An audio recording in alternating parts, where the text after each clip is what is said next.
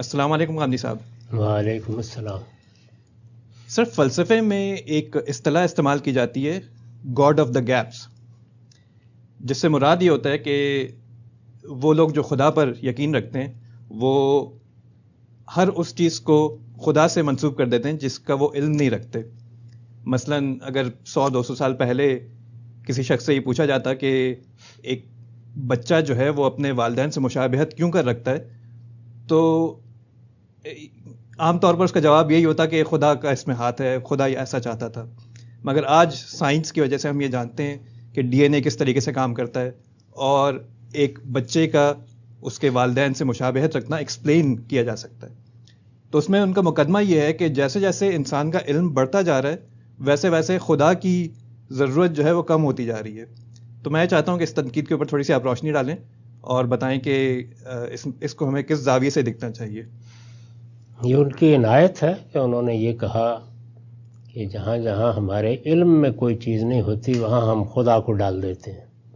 نہیں، ہم تو ہر اس جگہ پہ خدا کو ڈالے ہوئے ہیں جہاں وہ ہمارے علم میں بھی ہوتا ہے۔ ایک آدمی جو خدا پر یقین رکھتا ہے وہ تمام اسباب کو اللہ ہی تعالیٰ کی طرف منسوب کرے گا۔ یعنی دنیا میں جو کچھ بھی ہو رہا ہے اس کا کوئی قانون کام کر رہا ہے، کوئی ضابطہ کام کر رہا ہے، اسباب کا کوئی ایک سلسلہ قائم کر دیا گیا ہے، تو اس کا ایک پہلو وہ ہے کہ جس کو ہم اسباب یا علل کی صورت میں سمجھتے ہیں، اور دوسرا پہلو وہ ہے جس کو مذہب ہمارے اوپر واضح کرتا ہے کہ یہ سب خدا کے اذن سے ہو رہا ہے۔ جی، تو اس لیے یہ بات تو اس طرح ٹھیک نہیں ہے۔ یعنی ہمارے تو علم میں بھی جو کچھ ہے وہ ہم خدائی کی طرف منسوب کرتے ہیں، اور خدا کو ماننے کا مطلب ہی یہ ہے کہ اس کائنات کے ایک ایک ذرے میں اس کے تصرف کو مانا جائے۔ میں تو اس وقت اس میز پر بیٹھا ہوا ہوں تو اس ایمان کے ساتھ بیٹھا ہوا ہوں کہ یہ خدا کا اذن ہے کہ یہاں بیٹھا ہوں، اور یہ میرے سامنے رکھی ہوئی ہے میز تو یہ خدا کی عنایت سے رکھی ہوئی ہے، اور یہ پانی کا گلاس اگر مجھے راحت جاں ہے تو اس کی عنایت اور اس کے کرم سے ہے۔ تو اس لیے یہ بات یوں نہیں ہے۔ یعنی خدا کی طرف نسبت اصل میں حقیقت کی طرف نسبت ہے۔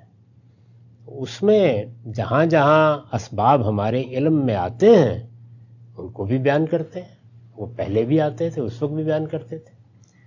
ہمارے پیغمبر کی اہلیہ ام المومنین سیدہ عائشہ نے کیا اعلیٰ بات کہی ہے کہ ایک بندہ مومن جب اس کے بوٹ کا تسمہ ٹوٹ جاتا ہے جوتے کا اور وہ بازار سے لینے جاتا ہے، جی، اس وقت بھی دست بدعا ہوتا ہے کہ پروردگار یہ پاؤں تیرے دیے ہوئے ہیں، یہ جو کچھ میرے پاس اسباب میسر ہیں تیری عنایت ہے، تو میں تجھی سے دست بدعا ہوں کہ وہ مجھے مل جائے، حاصل کر لوں میں۔ ایک مسلمان جب خدا کو مانتا ہے تو خدا کو ماننے والا ہی مسلمان ہوتا ہے۔ وہ تو اس ایمان کے ساتھ جیتا ہے کہ دنیا کا سارا کارخانہ اپنے اول سے اپنے آخر تک خدائی کے ہاتھ میں ہے۔ اس لیے یہ ہم پر کوئی اعتراض وارد ہی نہیں ہوتا۔ ہم اس سے آگے بڑھ کے یہ کہتے ہیں کہ جو کچھ ہمارے علم میں ہے وہ بھی خدائی کے اذن سے۔ ٹھیک ہے سر۔ تو مطلب آئی تھنک آپ نے بات واضح کی ہے، حقیقت کے اعتبار سے اگر قوانین بھی ہیں جن کو ہم نے سائنس دریافت کا کر بیان لیا، نہیں ہوتا، جی، نہ اسباب کا بیان ہوتا ہے نہ سائنس کا بیان ہوتا ہے۔ اس کی تعلیم دی ہے قرآن مجید نے۔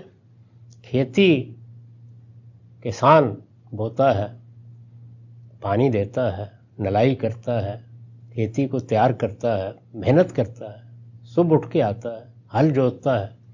قرآن کہتا ہے انتم تزرعون و نحن الزارعون، یہ کھیتی تم کرتے ہو یا ہم کرتے ہیں۔ اس لیے ہم تو جس خدا کو مانتے ہیں کھیتی بھی وہی کرتا ہے۔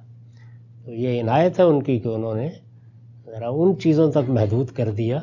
ہمارا پروردگار تو ہر چیز میں تصرف کیے ہوئے ہے، سب کچھ اس کے اذن سے۔ بہت شکریہ سر، بات واضح ہوئی۔